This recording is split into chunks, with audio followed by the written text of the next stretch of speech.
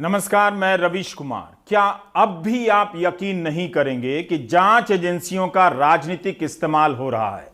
विपक्ष के नेताओं को डराया जाता है, जेल में बंद कर दिया जाता है। यह सब अब केवल आरोप नहीं है। मनी लॉन्ड्रिंग के लिए बनी विशेष अदालत ने संजय राउत के केस में जमानत देते हुए जो कहा है, उससे साफ है कि विपक्ष को कमजोर करने, डराने, धमकाने के लिए जांच एजेंसियों का इस्तेमाल हो रहा है। स्पेशल जज एमजी देशपांडे ने अपने फैसले में कहा कि संजय राउत को अवैध रूप से गिरफ्तार किया गया है। क्या एक सांसद को, राज्यसभा के सांसद को अवैध रूप से गिरफ्तार किया जा सकता है? संजय राउत 101 दिनों से जेल में बंद थे। उनकी गिरफ्तारी पर अब गोदी मीडिया का कवरेज कैसा होगा? पहले का कवरेज आप निकाल कर देखिए तो आज के हालात से डर लगना चाहिए कि किसी को भी अवैध रूप से उठाकर हफ्तों और महीनों के लिए जेल में डाला जा सकता है। आज संजय राउत को जमानत मिल गई। यही नहीं, हाईकोर्ट ने भी संजय राउत की जमानत पर स्टे देने से इनकार कर दिया। जब संजय राउत ने स्पेशल जज एमजी देशपांडे के सामने हाथ जोड़कर कहा कि मैं आपका आभारी हूं, तब जज देशपांडे ने कहा कि आभार की बात नहीं है, हम अपना फैसला मेरिट पर देते हैं, जहां मेरिट नहीं होता हम उस पर फैसला नहीं देते हैं। इस फैसले के खिलाफ ईडी ने बॉम्बे हाई कोर्ट में अपील की, मगर उसे राहत नहीं मिली। संजय राउत को आज ही रिहा किया गया और उनके समर्थकों ने जश्न भी मनाया। लेकिन अदालत के फैसले में जो बातें कही गई हैं, उसे पढ़िए, वो कहीं ज्यादा चिंता की बातें हैं। कोर्ट ने अपने आदेश में कहा कि इस मामले में दो अभियुक्तों को अवैध रूप से गिरफ्तार किया गया है। जज देशपांडे ने कहा कि गलत इंसाफ ना हो, यह भी एक जज का दायित्व होता है। किसी निर्दोष को जेल नहीं होनी चाहिए। फैसले के 153वें बिंदु में जज साहब लिखते हैं कि मैं मानता हूं कि दोनों ही अभियुक्त को अवैध रूप से गिरफ्तार किया गया था। ईडी ने दोनों के साथ जिस तरह से भेदभाव किया है, दोनों को बराबरी का हक मिलना चाहिए। ईडी ने इस केस के मुख्य अभियुक्तों को गिरफ्तार नहीं किया। प्रवीण राउत को पहले जमानत पर रिहा किया गया था। कोर्ट के सामने ऐसा कोई भी साक्ष्य पेश नहीं किया गया कि वे जमानत की शर्तों को तोड़ रहे थे। उसी तरह संजय राउत के खिलाफ ईडी की जितनी भी दलीलें थीं, वो टिक नहीं रही थी। कोर्ट ने कहा कि यह केस दीवानी विवाद का है, सिविल मामला है, लेकिन इसे मनी लॉन्ड्रिंग या आर्थिक अपराध बना देने से एक निर्दोष आदमी काफी बुरी स्थिति में आ जाता है। तो क्या अब भी यह साफ नहीं होता कि राज्यसभा सांसद संजय राउत को किसी तरह जेल में रखना था, इसलिए उनके खिलाफ मामला बनाया गया और अवैध रूप से गिरफ्तार किया गया? कोर्ट ने अपने फैसले में कहा है कि प्रवीण राउत को इस मामले में गिरफ्तार किया गया जो पूरी तरह दीवानी मामला था, लेकिन संजय राउत को तो बिना कारण ही गिरफ्तार कर लिया गया। अदालत की यह जवाबदेही बनती है कि वह सत्य का पता लगाए। तो राज्यसभा के सांसद को बिना कारण गिरफ्तार किया जाता है, अवैध रूप से गिरफ्तार किया जाता है। इस पर कौन जवाब देगा? क्या प्रधानमंत्री जवाब देंगे? क्या कानून मंत्री जवाब देंगे? जज देशपांडे ने कहा कि किसी को गिरफ्तार करने की शक्ति का इस्तेमाल बहुत सोच समझकर किया जाना चाहिए। ईडी ने दोनों को जो गिरफ्तार किया है वह अवैध है। दोनों अभियुक्तों को न्यायिक हिरासत में नहीं रखा जा सकता है। तो संजय राउत को अवैध रूप से गिरफ्तार किया गया, यह हाल है। क्या आपको याद है कि जब डॉक्टर कफील खान को गिरफ्तार किया गया, उन पर एनएसए लगा दिया गया, रासुका, तब इलाहाबाद हाईकोर्ट ने क्या कहा था? यही कहा था ना कि डॉक्टर खान पर अवैध रूप से एनएसए लगाया गया है।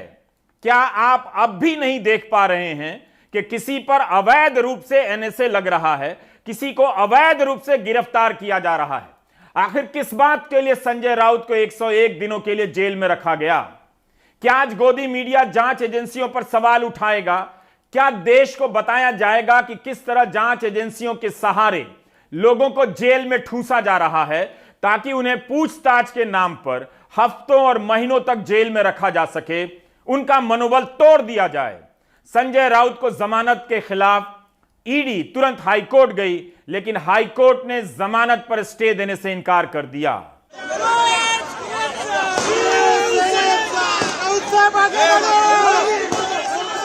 3 महीने से ज्यादा समय तक जेल में रहने के बाद शिवसेना सांसद संजय राउत बुधवार शाम जमानत पर बाहर आ गए। पीएमएलए कोर्ट ने संजय राउत के साथ दूसरे आरोपी प्रवीण राउत को भी जमानत दे दी। अदालत ने जैसे ही संजय राउत की जमानत मंजूर की, उनके समर्थकों ने कोर्ट में तालियां बजाईं और फिर बाहर गुलाल उड़ाकर जश्न मनाया। फैसले के बाद कोर्ट से बाहर निकलते हुए संजय राउत की पत्नी वर्षा राउत और भाई संदीप राउत ने खुशी का इजहार करते हुए कहा कि उनके परिवार के लिए दिवाली आज आई है। आज कोर्ट में सबके आंखों में खुशी के आंसू थे और हमारी दिवाली आज से चालू है। सत्य में वो जय थे, सत्य का विजय हो गया। 100% हमको विश्वास था, हमने कुछ गलती की नहीं थी, ये सब जानबूझ के किया हुआ कुभान था।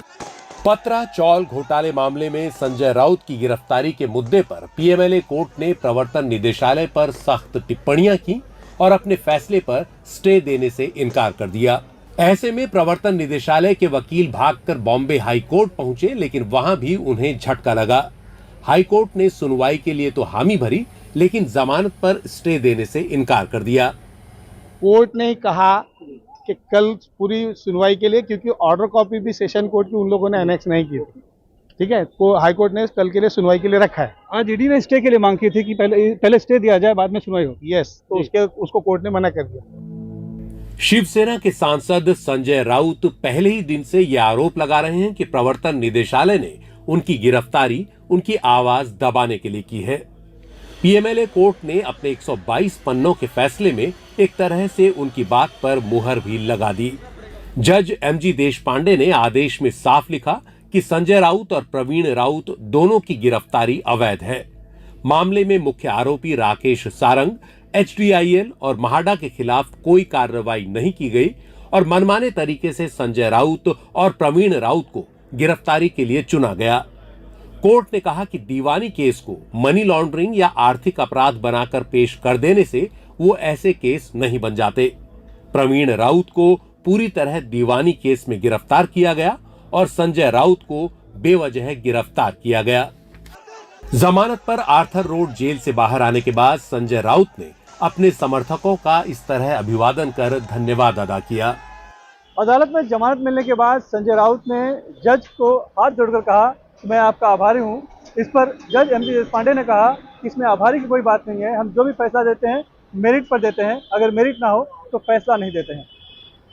संजय राउत के मामले में ईडी के खिलाफ अदालत की सख्त टिप्पणियों को देखते हुए संजय राउत का मामला विपक्ष के लिए एक नजीर बनेगा और उनके इस आरोपों को बल मिलेगा कि किस तरह से केंद्र सरकार विपक्ष की आवाज़ दबाने के लिए सरकारी एजेंसी ईडी का इस्तेमाल कर रही है।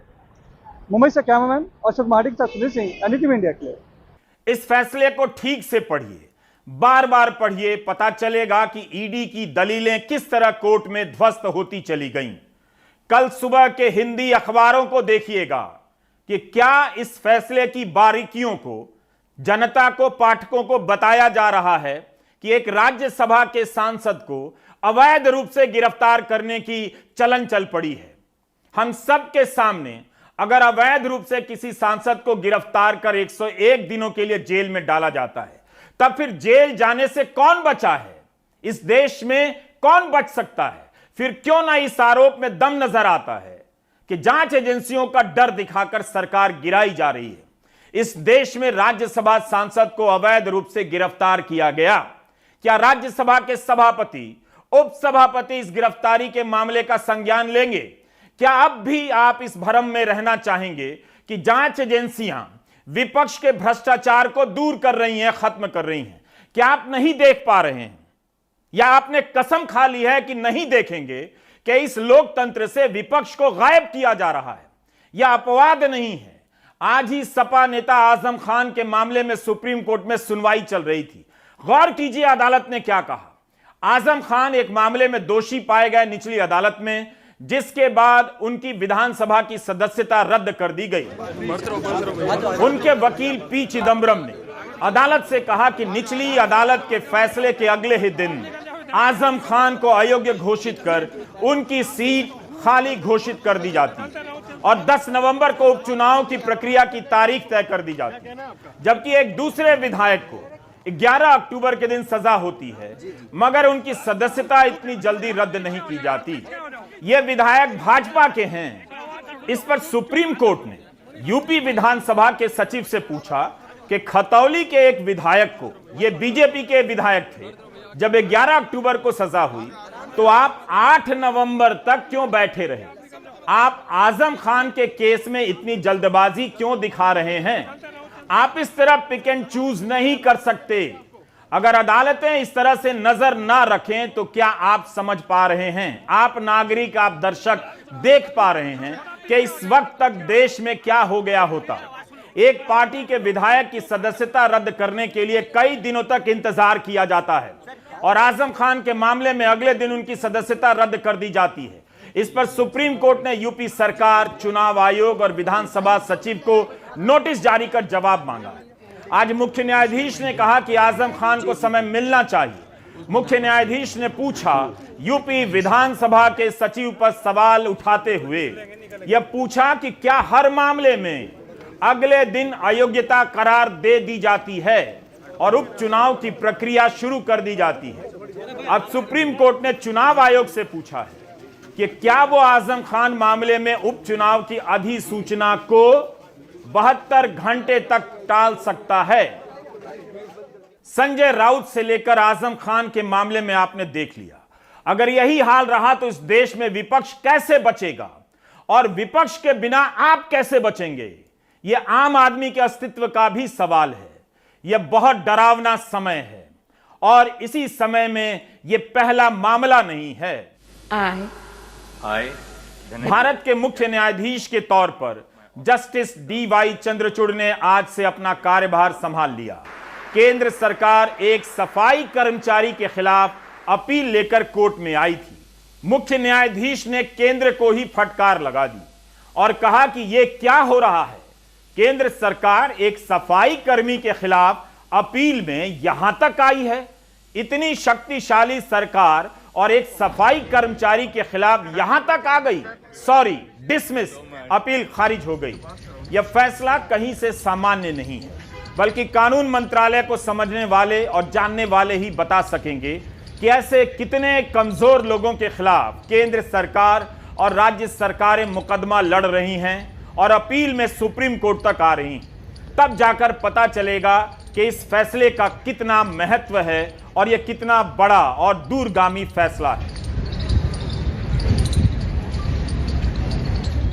ऐसे मामलों में सरकार के रवैये पर गौर कीजिए। यह अच्छा नहीं है कि खुलेआम लोगों को अवैध रूप से गिरफ्तार किया जा रहा है। नोटबंदी पर भी सरकार ने हलफनामा देने में देरी की तो आज फटकार लगी है। क्यों इतना वक्त लग रहा है? Justice S Abdul Nazeer, justice BR Gavai, justice AS Bopanna, justice V Rama Subramanian और जस्टिस BV नागरत्ना की संवैधानिक पीठ सुनवाई कर रही थी। यह मामला 16 दिसंबर 2016 को संविधान पीठ के हवाले कर दिया गया था। क्या इतने दिनों तक सरकार को अपने सारे रिकॉर्ड खुद से तैयार नहीं रखने चाहिए थे? 5 साल बाद अगर सरकार यह कहे, नोटबंदी के 5 साल बाद, कि हलफनामा दायर करने के लिए और समय चाहिए, इसका क्या मतलब है? रिजर्व बैंक ने कहा कि हम दिन रात काम कर रहे हैं। तो आप दर्शक और नागरिक सवाल पूछिए कि आप इतना काम कर रहे हैं, तब तो हलफनामा समय पर तैयार होना चाहिए। जस्टिस S अब्दुल नजीर ने 1 सप्ताह का समय दे दिया है, लेकिन नाराजगी भी जताई। संविधान पीठ ने कहा कि इस तरह से पीठ की सुनवाई स्थगित नहीं की जा सकती है। रिजर्व बैंक हलफनामा दायर करने में विफल रहा है। संविधान पीठ ने केंद्र और रिजर्व बैंक से नोटबंदी के फैसले पर जवाब मांगा है। 12 अक्टूबर को सुनवाई के दौरान कोर्ट ने केंद्र सरकार से कहा कि 7 नवंबर 2016 को RBI को जो पत्र लिखा गया था और उसके अगले दिन जब नोटबंदी हुई, उसकी फाइलें तैयार रखी जाएं। 2 दिनों के दौरान फैसले से संबंधित फाइलें क्या 1 महीने में भी तैयार नहीं हो सकी? 12 अक्टूबर को केंद्र की ओर से सॉलिसिटर जनरल तुषार मेहता ने कहा था, हम तैयार हैं, कभी भी सुनवाई कर सकते हैं। तब फिर आज हलफनामा क्यों नहीं दिया गया? सुप्रीम कोर्ट में नोटबंदी के फैसले की संवैधानिक वैधता को चुनौती दी गई। सुप्रीम कोर्ट ने केंद्र सरकार से पूछा है कि क्या सुप्रीम कोर्ट को भविष्य के लिए कानून तय नहीं करना चाहिए कि क्या आरबीआई एक्ट के तहत नोटबंदी की जा सकती है? नोटबंदी के लिए अलग कानून की जरूरत है या नहीं? जिस तरह से नोटबंदी को अंजाम दिया गया, इस प्रक्रिया के पहलुओं पर गौर करने की जरूरत है। क्या देश की जनता कभी जान पाएगी कि नोटबंदी का फैसला किस आधार पर लिया गया, या इस फैसले को सही बताने के लिए केवल बातें बनाई जाएंगी कि ये हो गया तो वो होना था? इस मामले में अब 24 नवंबर को सुनवाई होनी। अदालतों से जुड़ी इन घटनाओं पर सोचिए, यह देश कहां जा रहा है। अब आते हैं चुनावी खबरों पर। क्या जनता इतनी मासूम होती है कि चुनाव के वक्त नेता उसके इलाके के परिधान में आ जाएं, टोपी पहन लें, उसका खाना खा लें तो अपने दिल की तरफ वोट लुटा दें? क्या यह इतना भारी काम है कि आप किसी इलाके में जाएं और उसके हिसाब से कपड़े पहन लें, टोपी पहन लें और उम्मीद रखें कि इस आधार पर वोट मिल जाए? इस बात को गलत या सही की नजर से मत देखिए, क्योंकि राजनेता ऐसा करते रहे हैं। हमारा सवाल अलग है। अगर इस तरह से प्रतीकों को मुद्दा बनाया जाएगा, मुद्दों पर प्रतीकों को महत्व दिया जाएगा, तब फिर उन मुद्दों का क्या होगा जिसके लिए चुनाव होते हैं? आप जानते हैं कि हिमाचल प्रदेश में चुनाव हो रहे हैं, लेकिन इस चुनाव का G20 की बैठक से क्या लेना देना है? कमाल तो यह हुआ कि सुबह जब बीजेपी ने ट्वीट किया, तब उस पर उसके पोस्टर पर G20 का लोगो भी चिपका हुआ था, जिसे 8 नवंबर को जारी किया गया था। क्या यह संयोग था कि लोगो में बना कमल का फूल बीजेपी के चुनाव चिन्ह कमल के फूल से मैच कर गया होगा? कुछ समय के बाद बीजेपी ने फिर से इसे ट्वीट किया, तब उसमें G20 का लोगो नहीं था। इस ट्वीट में लिखा है कि प्रधानमंत्री मोदी G20 की बैठक में दुनिया के नेताओं को हिमाचल की कला और संस्कृति से जुड़े उपहार भेंट करेंगे। जिन चीजों को भेंट करेंगे उन सभी आइटम की तस्वीरें हैं और उनके नाम बताए गए हैं। चंबा रुमाल, कुल्लू शॉल, किन्नौरी शॉल, कनाल ब्रास सेट और कांगड़ा लघु चित्र। मोटे अक्षरों में लिखा है कि हिमाचल की कला और संस्कृति को वैश्विक पहचान दिला रहे हैं नरेंद्र मोदी। इसी के साथ हिमाचल प्रदेश की भाजपा इकाई ने ट्वीट किया है कि आगामी G20 सम्मेलन में हिमाचल संस्कृति की दिखेगी छाप। मोदी जी चंबा रुमाल, कांगड़ा की पेंटिंग, किन्नौर व कुल्ली की शॉल और कणाल पीतल सेट दुनिया के नेताओं को उपहार चिन्ह के रूप में भेंट करेंगे। हर आइटम की तस्वीर भी दी गई है। बीजेपी ने अपने ट्वीट से G20 का लोगो तो हटा दिया, मगर उसका संदर्भ नहीं हटा। अब भी यह सवाल है कि बीजेपी क्यों प्रचार कर रही है कि गिफ्ट में क्या दिया जाएगा? क्या उसे विदेश मंत्रालय ने बताया है? G20 की बैठक दिल्ली में अगले साल 9 से 10 सितंबर को होगी। एक साल पहले क्या गिफ्ट दिया जाएगा, इसकी घोषणा बीजेपी कर रही है। विदेश मंत्रालय ने तो ऐसा कोई ट्वीट नहीं किया। विदेश मंत्रालय को इसकी पुष्टि करनी चाहिए और इसी के साथ इन आइटमों को G20 के नेताओं को भी टैग कर देना चाहिए। लिख देना चाहिए कि जो बाइडेन जी आपको शॉल मिलेगा और ऋषि सुनक जी आपको चंबा रुमाल। ऐसा कहीं होता भी है कि बैठक के एक साल पहले चुनाव में गिफ्ट आइटम की चर्चा हो? 13 सितंबर को विदेश मंत्रालय ने G20 की बैठक की जानकारी देते हुए एक प्रेस कॉन्फ्रेंस की और प्रेस विज्ञप्ति जारी की, मगर उसमें तो गिफ्ट की कोई बात ही नहीं। अभी G20 की बैठक के लिए लाल कालीन तक नहीं बिछी है, मगर गिफ्ट आइटम की तस्वीरें हिमाचल प्रदेश की जनता के लिए साझा कर दी गई। दुनिया भर के नेता उपहार देते समय बताते ही दिखाते भी हैं, लेकिन बैठक से एक साल पहले इसकी घोषणा बीजेपी अपने ट्विटर हैंडल से कर रही है। इसका मतलब है कि इसका संबंध चुनावी राजनीति से है। नौकरी पेंशन में उलझी हिमाचल प्रदेश की जनता पर अचानक G20 की बैठक के महत्व को समझने का भार डाल दिया गया है। पहले सोचिए कि मतदान से चंद रोज पहले हिमाचल की कला और संस्कृति से जुड़ी इन चीजों की तस्वीरों को बीजेपी क्यों प्रचारित कर रही है? क्या बीजेपी को यह भी मालूम है कि गिफ्ट के साथ 101 रुपए का शगुन दिया जाएगा या चांदी का सिक्का शगुन के तौर पर दिया जाएगा? क्या बीजेपी को यह भी मालूम है कि G20 की बैठक में जो ग्लोबल नेता आएंगे उन्हें किस चीज की सूप दी जाएगी और शरबत किस राज्य का दिया जाएगा? वैसे बेल का शरबत ठीक रहता, मगर मौसम नहीं है, इसलिए बिहार के हिसाब से सत्तू का शरबत तो दिया ही जा सकता है। इस साल हिमाचल प्रदेश में बारिश के दिनों में प्राकृतिक आपदा से 350 से अधिक लोग मारे गए। कई बार दर्जनों सड़कों को बंद करना पड़ा, भारी नुकसान और विस्थापन हुआ होगा। लेकिन क्या वहां पर पर्यावरण को लेकर चल रही COP27 की बैठक की चर्चा हो रही है? तब फिर G20 की बात क्यों हो रही है? फिर तो विदेश मंत्री को ही चुनाव प्रचार करने आ जाना चाहिए, G20 का महत्व समझाना चाहिए। 1999 से G20 अस्तित्व में है। हर साल इसका अध्यक्ष बदल जाता है। भारत के पहले इंडोनेशिया इसका अध्यक्ष था। इस साल 1 दिसंबर से इसकी अध्यक्षता भारत को मिल रही है। लेकिन घरेलू राजनीति में इस तरह से प्रचार किया जा रहा है कि भारत को विशेष रूप से महत्व दिया जा रहा है, इसलिए अध्यक्ष बनाया जा रहा है। जो भी इसका सदस्य है, इसका अध्यक्ष बनेगा। सऊदी अरब तो 2020 में ही अध्यक्ष बना, तो क्या वो ग्लोबल सुपर पावर हो गया है? उत्तराखंड और मणिपुर में जब विधानसभा चुनाव होने वाले थे, गणतंत्र दिवस के दिन प्रधानमंत्री ने मणिपुर का गमछा पहना, उत्तराखंड की पारंपरिक टोपी। उस दिन उत्तराखंड के मुख्यमंत्री पुष्कर धामी ने ट्वीट भी कर दिया, लिखा कि प्रधानमंत्री नरेंद्र मोदी जी ने ब्रह्म कमल से सुसज्जित देवभूमि उत्तराखंड की टोपी धारण कर हमारे राज्य की संस्कृति एवं परंपरा को गौरवान्वित किया है। क्या इसी से प्रभावित होकर हिमाचल प्रदेश की कला संस्कृति से जुड़ी चीजों को G20 से जोड़ा जा रहा है, ताकि इसके बहाने चर्चा चलाई जा सके और चर्चा में जगह पाई जा सके? क्या बीजेपी और मोदी सरकार बताएगी कि इसके पहले प्रधानमंत्री ने जिन चीजों को तोहफे के तौर पर दिया है, उसके व्यापार कारोबार में कितनी वृद्धि हुई है? प्रधानमंत्री अक्सर अलग अलग राज्यों की चीजों को अपनी यात्राओं के दौरान भेंट करते रहते हैं। क्या उससे वैश्विक मान्यता मिल जाती है? तो मान्यता मिलने के बाद होता क्या है? क्या उसका कारोबार बढ़ जाता है, मजदूरी बढ़ जाती है, लोगों को रोजगार मिल जाता है? क्या होता है?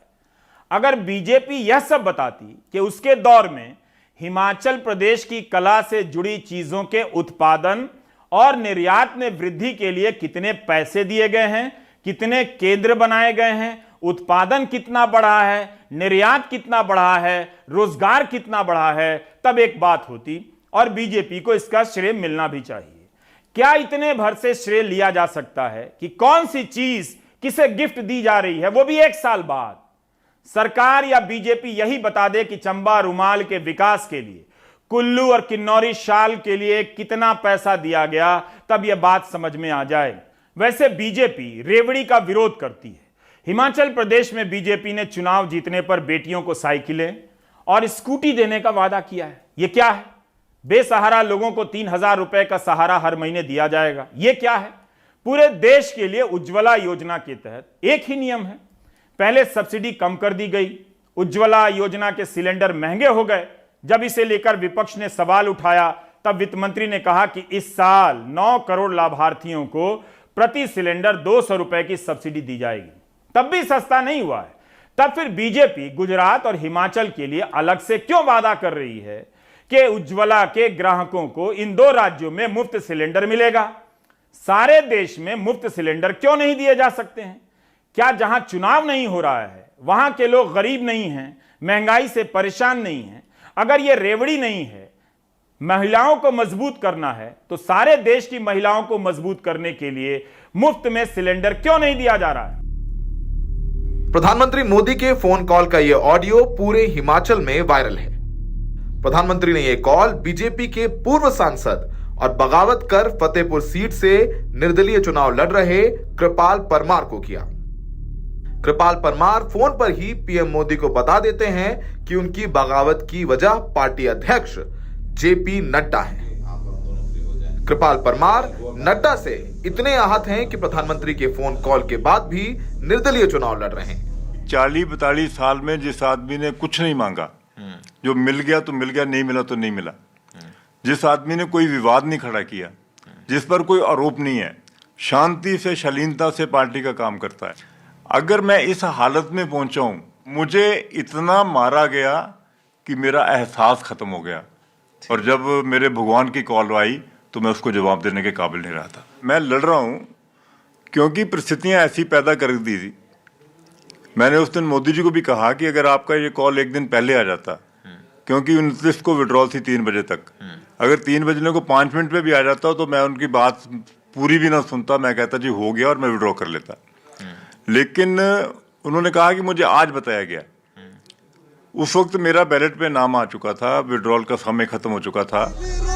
पूरे हिमाचल में बीजेपी के 21 बागी चुनाव लड़ रहे हैं, जिसमें 3 मौजूदा और 5 पूर्व विधायक शामिल हैं। ज्यादातर बागी अपनी बगावत के लिए जेपी नड्डा को ही दोषी ठहरा रहे हैं। बीजेपी राष्ट्रीय अध्यक्ष जेपी नड्डा के लिए हिमाचल चुनाव उनकी प्रतिष्ठा का सवाल है। यही वजह है कि अपने गृह राज्य हिमाचल में वो अब तक 50 से ज्यादा सभाएं कर चुके हैं। ये तस्वीरें शिमला के मॉल रोड की हैं, जहां विश्व के सबसे बड़ी पार्टी बीजेपी के राष्ट्रीय अध्यक्ष जेपी नड्डा दुकान दुकान जाकर पर्चे बांट रहे हैं। जेपी नड्डा बीजेपी के हर चुनावी प्रोग्राम में नजर आते हैं। बीजेपी का घोषणा पत्र भी नड्डा ने ही लॉन्च किया। रैलियों में नड्डा राम मंदिर, 370 यूनिफॉर्म सिविल कोड से लेकर बीजेपी की हर योजना को लेकर वोट मांग रहे हैं। मैं कहता हूं कि डबल इंजन की सरकार चाहिए हमें, और डबल इंजन की सरकार जब जब नहीं रहती है तो विकास रुक जाता है। पहिया एक निकल जाए तो गाड़ी लड़खड़ा जाती है। कांग्रेस भी जानती है कि बीजेपी के बागी उनके लिए सत्ता की सीढ़ी बन सकते हैं। यही वजह है कि हर रैली में नड्डा का नाम लेकर बीजेपी को चिढ़ा रहे हैं। अभी उस दिन प्रधानमंत्री जी बात कर रहे थे परमार साहब से, बैठ जाओ। परमार साहब ने अपना दुख व्यक्त किया, 15 साल नड्डा जी ने मुझे तंग किया है। सब लोगों ने वीडियो देखा है। नड्डा साहब से नाराज हो गए 21 लोग बागी हो भारतीय जनता पार्टी में चुनाव लड़ रहे हैं। 68 तो सीट है, 21 लोग बागी लड़ रहे हैं। तो रिजल्ट क्या आएगा ये पता है सब। जेपी नड्डा भी काफी आक्रामक हैं। नड्डा प्रचार के आखिरी दिन फतेहपुर विधानसभा में रैली कर रहे हैं, जहां से बागी कृपाल परमार बीजेपी के खिलाफ नड्डा को चुनौती देते हुए मैदान में हैं। जेपी नड्डा का गृह राज्य है हिमाचल प्रदेश। वो यहाँ से मंत्री भी रहे हैं, विधायक भी रहे हैं। टिकट इस बार उनके कहने पर बांटे गए हैं। बागी उनको दोषी ठहरा रहे हैं, तो उनका ही दायित्व है कि वो यहाँ पर पार्टी को जिताएं। अगर खुदा ना खास्ता यहाँ पार्टी हार जाती है तो उनके लिए एक बड़ा सेटबैक होगा, क्योंकि पार्टी ने दोबारा उन्हें अध्यक्ष बनाने का फैसला किया है। ऐसे में गृह राज्य में भी धूमल जी को टिकट ना देना या धूमल जी के कुछ करीबी लोगों को टिकट ना दे करके पार्टी के अंदर खलबली भी मची हुई है। तो फिलहाल एक लिटमस टेस्ट है जेपी नड्डा के लिए, जो कि विश्व की सबसे बड़ी पार्टी के राष्ट्रीय अध्यक्ष हैं। सहयोगी अशोक महाले और वीडी शर्मा के साथ सौरभ शुक्ला, एनडीटीवी इंडिया। क्या गुजरात में रोजगार का सवाल राजनीतिक मुद्दों को धार दे सकेगा या यह मुद्दा उठकर शांत हो जाएगा? गुजरात में सरकारी भर्तियों की परीक्षाओं में पेपर लीक का मसला जोर पकड़ने लगा है। 13 अक्टूबर के दिन दिव्य भास्कर ने अपने पहले पन्ने पर एक परीक्षा का प्रश्न पत्र ही छाप दिया कि बाजार में यह प्रश्न पत्र पहले से बिक रहा है। सौराष्ट्र यूनिवर्सिटी को बीबीए बीकॉम के प्रश्न पत्र लीक होने के कारण परीक्षाएं स्थगित करनी पड़ी। इसी यूनिवर्सिटी में दिसंबर 2021 में अर्थशास्त्र की परीक्षा का प्रश्न पत्र लीक हो गया। इंडियन एक्सप्रेस में खबर छपी है। पुलिस ने इस मामले में पूछताछ के लिए प्रिंसिपल तक को हिरासत में लिया था। हिंदू की एक और खबर है 21 दिसंबर 2021 की। गुजरात सरकार को हेड क्लर्क की परीक्षा रद्द करनी पड़ी क्योंकि प्रश्न पत्र लीक हो गया था। इस तरह गुजरात में प्रश्न पत्रों के लीक होने की तमाम खबरें आपको मिल जाएंगी। नवंबर 2019 में जो प्रश्न पत्र लीक होने को लेकर गांधीनगर में बहुत बड़ा प्रदर्शन भी हुआ था। आखिर गुजरात जैसे विकसित राज्य में परीक्षाओं के प्रश्न पत्र क्यों लीक हो रहे हैं? प्रधानमंत्री अपने गृह राज्य में ईमानदार परीक्षा व्यवस्था क्यों नहीं दे पा रहे हैं?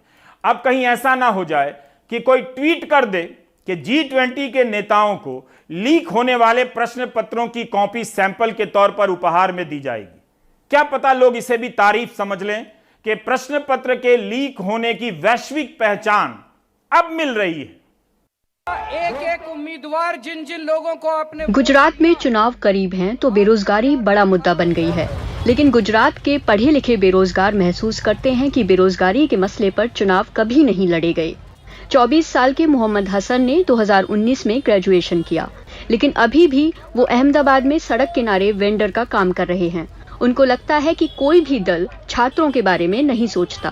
कॉलेज कंप्लीट होने के बाद में जॉब की कोई अपॉर्चुनिटी नहीं रही हम लोगों के लिए। मेरे कितने फ्रेंड है जो ग्रेजुएशन कंप्लीट है, MBA सब कंप्लीट है, बट जॉबलेस है। अभी मैं भी ये धंधा संभाल रहा हूँ, रोड साइड पे 400-500 रुपया दिन का मिल जाता है। यहाँ तक कि PhD कर चुके युवाओं के लिए भी परिवार चलाना मुश्किल हो रहा है। रोजगार के अच्छे अवसर नहीं हैं। शकुंतला अब 30 साल की हैं। उनकी पढ़ाई में पिता ने सारी जमा पूंजी खर्च कर दी, लेकिन मास्टर डिग्री, B.Ed और PhD के बाद भी बस 4,000 रुपए महीने कमा रही हैं। जीवन में कोई उम्मीद नहीं बची। B.Ed के बाद स्कूल में जाती थी और वहाँ पर मेरे गांव में 4,000 रुपये देते थे। मेरे लिए ये सैलरी मेरे लिए कम थी, इसलिए मैं जाना बंद कर दिया मैंने। 18-19 में कांस्टेबल और टाट 1 और टाट 2 की एग्जाम दी थी, लेकिन टेट 1 और टाट सभी पेपर लीकेज हो जाते हैं। पेपर लीक हो जाता है, पेपर होने से पहले ही लीक हो जाता है। हाँ। गांधीनगर में रहने वाले 28 साल के प्रजापति की भी यही कहानी है। इतिहास में MA करने के बाद उन्होंने एक कारखाने में मजदूरी की, जिसके लिए बस 8वीं पास होना जरूरी था। एग्जाम तो आते हैं बहुत सारे, लेकिन पेपर लीक हो जाता है और बहुत टाइम हो जाता है। मान लो कि पहले टीचर का जो टेट की रिक्वायरमेंट होती है वो 5 साल पहले आया था। उसके बाद मैंने 3 साल मेहनत की, लेकिन एग्जाम तो आई नहीं, तो मजबूरी में मजदूरी का काम करने जाना पड़ता है। नहीं ऐसा मतलब कोई सुनता ही नहीं है, कोई भी सरकार हो। ऐसे वैसे तो 27 साल से मैं भाजपा को ही देख रहा हूँ, जब से बड़ा हुआ हूँ। कोई सरकार तो है नहीं। हालांकि गुजरात सरकार का दावा है कि राज्य में युवाओं को सबसे बड़ी तादाद में नौकरी है, लेकिन उनके अपने आंकड़े अलग ही कहानी कहते हैं। अगस्त 2021 तक 3.64 लाख पढ़े लिखे युवाओं के पास रोजगार नहीं था। बीते 2 साल में सरकार ने बस 0.35% बेरोजगार युवाओं को रोजगार दिया। 0.5% रजिस्टर्ड बेरोजगार युवाओं को भी सरकारी नौकरी नहीं मिल पाई।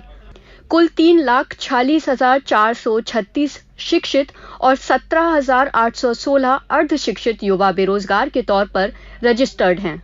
राजकोट से आए 24 साल के जिग्नेश डाबेली की दुकान चलाते हैं। जब 2018 में उन्होंने सौराष्ट्र विश्वविद्यालय से B.Com पूरा किया, तब उन्होंने सोचा भी नहीं था कि एक दिन उन्हें सड़क किनारे ठेला लगाना पड़ेगा। So you are saying that Gujarat has become the capital of development. There is also unemployment in the state. How do you think that is going to play a role in the elections? Do you think unemployment or inflation is going to impact the polls in Gujarat? Wait for the results, you will know. The employment exchange. अक्टूबर 2022 तक गुजरात में जो रोजगार exchange है उसका केवल 3,42,000 ही register किए गए हैं, लेकिन आपके पास 17 लाख अभ्यर्थी हैं जो 3,400 पोस्ट पर अप्लाई कर रहे हैं। एम्प्लॉयमेंट एक्सचेंज में इन लोगों को रजिस्टर तक नहीं किया गया है। गुजरात में औसत मजदूरी दर देश में सबसे कम है।